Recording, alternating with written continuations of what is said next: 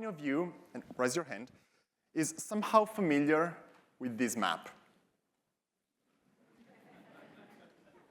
Okay, for the few hands not raised, let me explain this to you. This is Trump winning, okay? At a higher resolution, if you zoom in, this is somehow different. You notice that the blue dots, which are the big cities in the US, are very different from the previous map. You see that in cities, there is a prevalence of blue, which is not Trump. And we know that cities has born more than 10,000 years ago, because people wanted to live together, to exchange experiences, to exchange ideas, to exchange chromosomes, and this is basically the birth of cities. We know today that cities behave somehow in a different way, in a spatial way. Well, fortunately, we can study today's cities with the help of digital technologies. This is Lisbon, seeing in real time from the lens of data produced by the public transportation. We are a lab here at MIT. We're not interested in politics. We are interested in science and the science of city. We are the Senseable City Lab.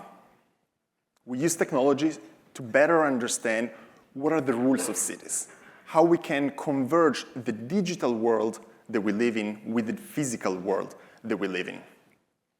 And we do this all over the world with many companies, with many cities, and with few research partners.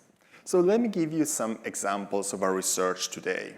For example, something very peculiar that we find in cities is that there are a lot of environmental information that change in space and time. Take pollution, for example.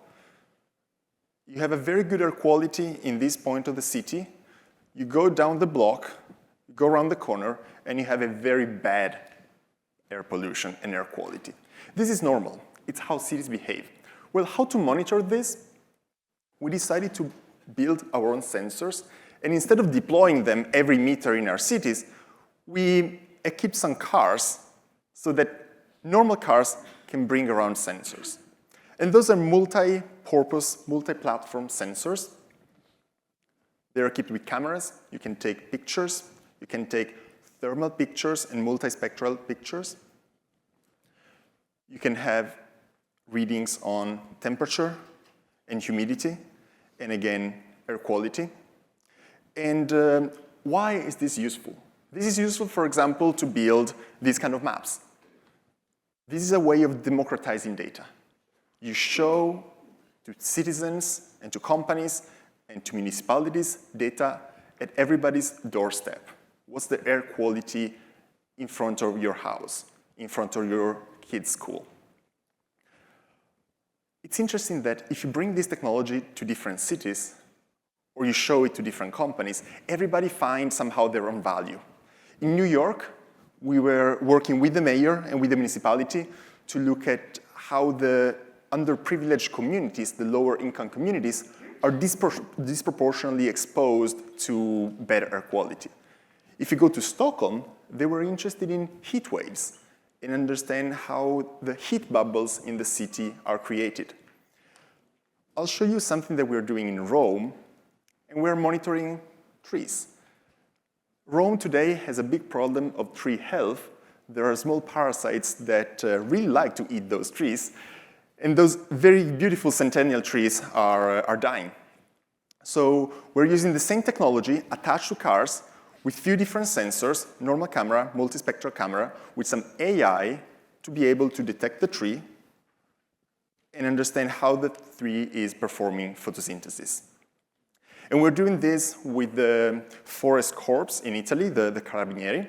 So we're equipping their cars with our sensors, collecting a lot of data, and then eventually down the line, they're going to use satellite pictures as well to complement the view that we have from road level.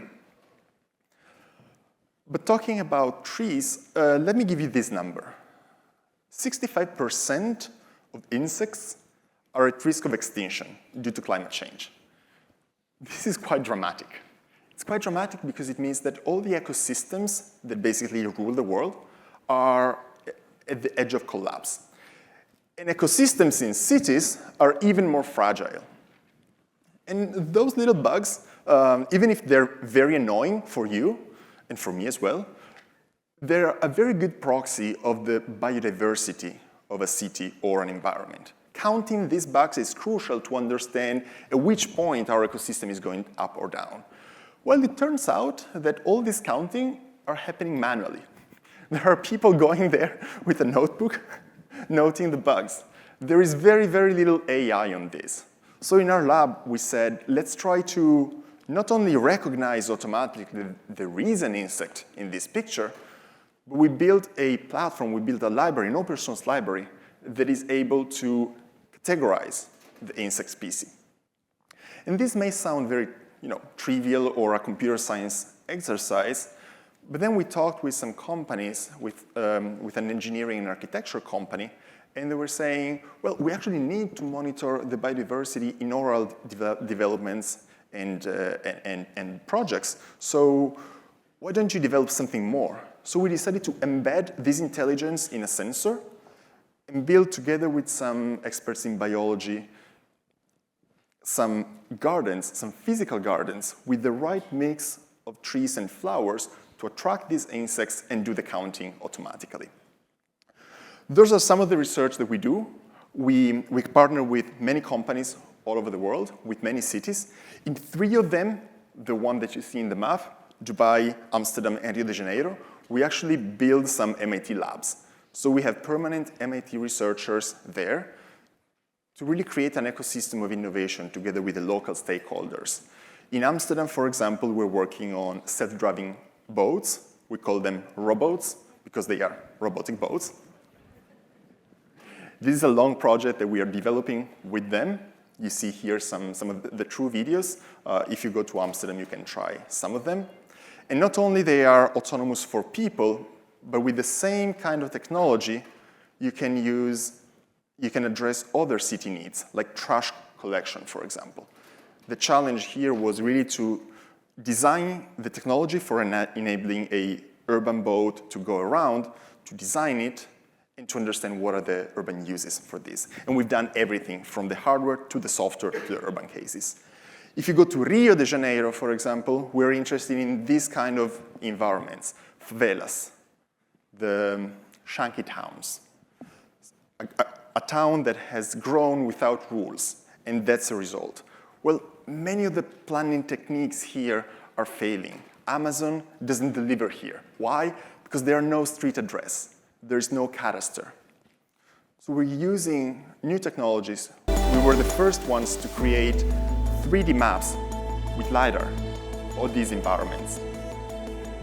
And this is the base for a digital twin of a favela that eventually enables us to, give property titles to people, understand what's the airflow, understand what's the risk of TB, and plan for surgical interventions instead of just demolishing everything like many politicians are claiming for. So those are some of the research that we are doing here at the lab. We are lucky enough to do, together with ILP, our big conference, our annual flagship conference of the lab here on campus, happening tomorrow. It's called Being Physical, because this year we're really going to explore how the physical proximity of people in cities are fostering for a more resilient environment and for a more resilient society. It's going to be in person only. Many people ask me, is there a remote connection? No, it's Being Physical. So it's going to be a physical conference here on the MIT Sandberg Conference Center. It's going to be on 2 days. So first day tomorrow afternoon, we're going to have some panels with some experts on these topics. And then in 2 days, on Thursday, in our lab, we're going to have a demo day, where we're going to show some of this technology. We're going to do some deep dives into some of these projects. And for ILP members, there is complimentary access. So just use this QR code, use the forum ILP 2024 code, and you're able to register. It's, again, free for ILP, and we're really looking forward to welcoming you tomorrow at Sandberg here, and in general, to develop a conversation with our researchers for maybe starting some research topics, some research explorations with you guys. Thank you so much.